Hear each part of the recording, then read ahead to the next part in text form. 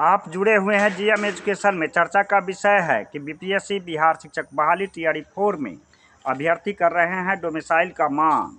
आपको पता है कि 2023 में जो नियमावली बनी उसमें डोमिसाइल लागू किया गया था, लेकिन टीआरई 1 के बहाली प्रक्रिया के बीच में डोमिसाइल को तोड़ करके पूरे देश को नीतीश सरकार आमंत्रण भेज करके बहाली प्रक्रिया कंप्लीट कराया।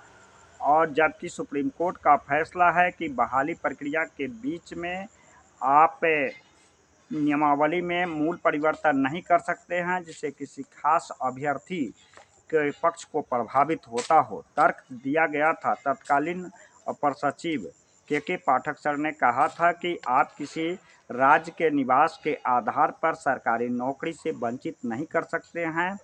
वह मौलिक अधिकार के विपरीत बात है और कानूनी दाव पेच में बिहार सरकार की हार होगी, बहाली प्रक्रिया अवरुद्ध होगा, यह समझाया गया था। और इसके आधार पर बहाली प्रक्रिया के बीच में डोमिसाइल को तोड़ा गया।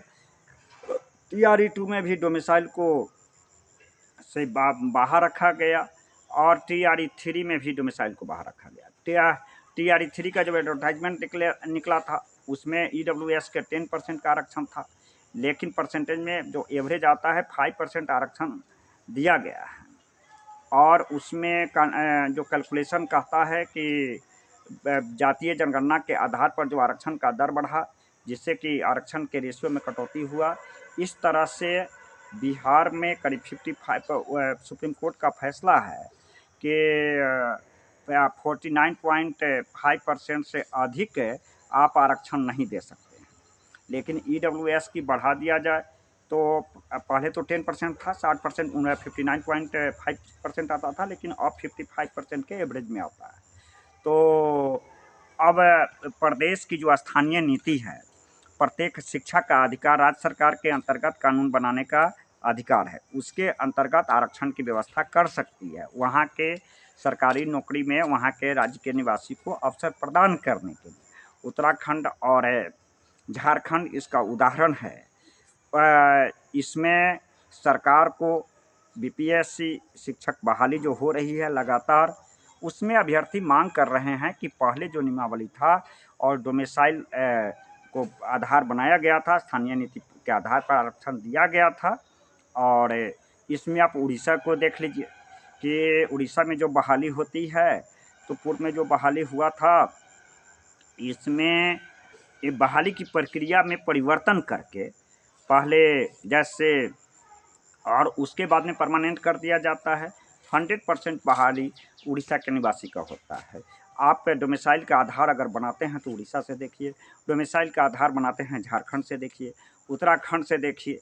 बिहार एक नमूना पेश करता है सार्वभौमिकता का, यूनिवर्सल का। उसमें नीतीश जी का महत्वाकांक्षी है या देश की सक्रिय राजनीति से नहीं प्रदेश की राजनीति करना चाहते हैं, यह तो कानूनी दाव पेच का सवाल है। लेकिन अभ्यर्थी मांग करता है कि बिहार की सरकारी नौकरी में डोमिसाइल लागू किया जाए और बिहार वासियों को संविधान के सम्मत जो बातें हैं और अधिक से अधिक भागीदारी सुनिश्चित किया जाए, यह सरकार का काम है। लेकिन सरकार यह कह करके उतना ही जितना कि सुप्रीम कोर्ट केंद्र सरकार और राज्य सरकार के द्वारा जो आरक्षण दिया गया है वह एवरेज 55% के एक आसपास में आता है। उसके बाद जो 45% आरक्षण हो जाता है, आरक्षण में पूरे जनरल बन जाता है, समान सीट बनता है। समान सीट का तात्पर्य हुआ कि जनरल कैटेगरी में अन्य राज्यों के निवासी भी अगर अप्लाई करते हैं तो उनको वह समान सीट में ही काउंट किया जाएगा, बशर्ते वह दूसरे राज्य में दलित हो, पिछड़ा हो या अति पिछड़ा हो, महिला हो, वह सभी जनरल में आएंगे। लेकिन पिछली जो बहाली प्रक्रिया हुई थी, गड़बड़ी हुआ था। आप 82 से महिला अभ्यर्थी में खास करके कि 82 से लेकर के 90 अंक ला करके 5% रिजर्वेशन मार्क्स में रिलैक्सेशन, या तो ऑफिस शिक्षा विभाग की गड़बड़ी हो या बहुत सारे कारण से नौकरी ले लिए, बाद में जांचोपरांत उनको नौकरी से बाहर किया गया। लेकिन इस आर में खामियाजा कौन भुगता? बिहार के मूल निवासी अभ्यर्थी, जो अगर उस बात की पहले वेरिफिकेशन होता और बाद में डॉक्यूमेंट होता तो डॉक्यूमेंट वेरिफिकेशन पहले होता, बाद में नियुक्ति पत्र मिलता। तो ऐसी स्थिति में बिहार के मूल निवासी स्थानीय नीति के आधार पर या ऐसे भी अधिक से अधिक पार्टिसिपेट कर पाता। इसलिए अभ्यर्थी दो मुद्दा बनाए हुआ है, एज रिलैक्सेशन और डोमिसाइल के लिए के आधार पर करेगा संघर्ष।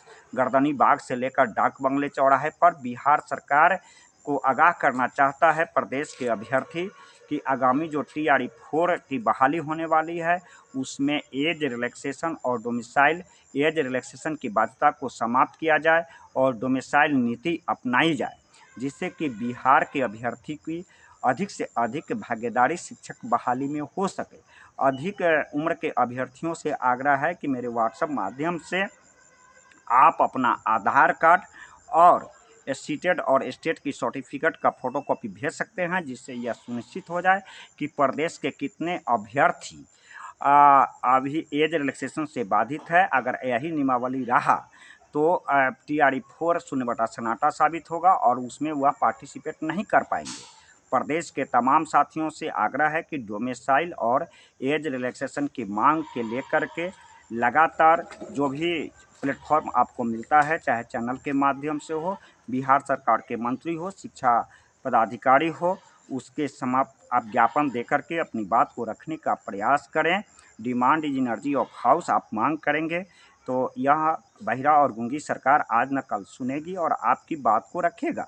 चूँकि हमें जो डाटा आ रहा है कि 15 से 20 हज़ार अभ्यर्थी ऐसे हैं जो अधिकतम उम्र के कारण बिहार के शिक्षक बहाली से बाहर होने जा रहे हैं आगामी में, और वे आंदोलन के लिए मजबूर हैं। न्यायालय में जब जाते हैं तो न्यायालय प्रक्रिया इतनी लंबी है कि TRE 1 phase, TRE 2 phase, TRE 3 phase परीक्षा कंप्लीट हो जाता है, न्यायालय का डिसीजन नहीं आता है। बाद में जब डिबेट होता है वैसी स्थिति में यह कहा जाता है कि इस फेज की बहाली प्रक्रिया कंप्लीट हो गया, अब अगले फेज के लिए नए सिरा से न्यायालय में आइए, और अभ्यर्थी का पैसा समय सारा बर्बादी हो जाता है। इसलिए प्रदेश के तमाम साथियों से आग्रह है कि डोमिसाइल और अधिकतम उम्र के अभ्यर्थी की बाध्यता को समाप्त करने के लिए संघर्ष और आंदोलन और शिक्षा विभाग से लेकर सरकार तक मिलने की ज़रूरत है, संपर्क बनाने की ज़रूरत है।